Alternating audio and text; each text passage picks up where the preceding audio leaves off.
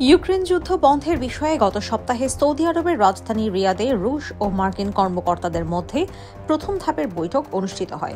ওই আলোচনায় ইউক্রেনকে বাদ দেওয়া হয়। চলতি মাসের শেষে বৈঠকে বসতে যাচ্ছেন মার্কিন প্রেসিডেন্ট ডোনাল্ড ট্রাম্প ও রুশ প্রেসিডেন্ট ভ্লাদিমির পুতিন। এই নিয়ে যুক্তরাষ্ট্র ইউক্রেনের সম্পর্কে তিক্ততা তৈরি হয়েছে।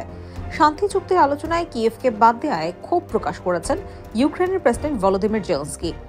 তবে পুতিন বলেছেন, যুদ্ধ বন্ধের আলোচনা থেকে ইউক্রেন বাদ যাবে না। ইউক্রেন যুদ্ধের শুরু থেকে কিয়েভকে সামরিক ও রাজনৈতিক সব ধরনের সহায়তা দিয়ে আসছে ইউরোপ। ইউক্রেন রাশিয়ার যুদ্ধ বিরতিতে পৌঁছালে রাশিয়ার সম্ভাব্য যে কোনো হামলা থেকে কিয়েভকে কিভাবে রক্ষা করা যায় সেটাও বিবেচনা শুরু করেছে জেলেনস্কির পশ্চিমা মিত্ররা। ওয়াশিংটন পোস্টের প্রতিবেদন মতে ফ্রান্স ও ব্রিটেন সহ ইউরোপীয় দেশগুলো ইউক্রেনে 30,000 সেনা পাঠাতে পারে। প্রাথমিক পরিকল্পনা অনুযায়ী আকাশ ও নৌ সেনারা থাকবে বলেও খবর পাওয়া গেছে। এদিকে যুদ্ধবন্ধের বিষয়ে চলমান আলাপ আলোচনার মধ্যেও থেমে নেই ইউক্রেন রাশিয়ার পাল্টাপাল্টি আক্রমণ। ইউক্রেনের দোনেস্ক, ঝাপোরিজিয়া, খেরসন ও লুহানস্ক অঞ্চলে অভিযান অব্যাহত রেখেছে রুশ বাহিনী।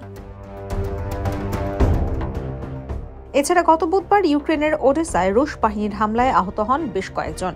হামলায় একটি বিদ্যুৎ কেন্দ্রের অবকাঠামোগত ক্ষয়ক্ষতি হলে বিদ্যুৎ বিচ্ছিন্ন হয়ে পড়ে শত শত বাসিন্দা। পাল্টা হামলা চালিয়েছে ইউক্রেনও।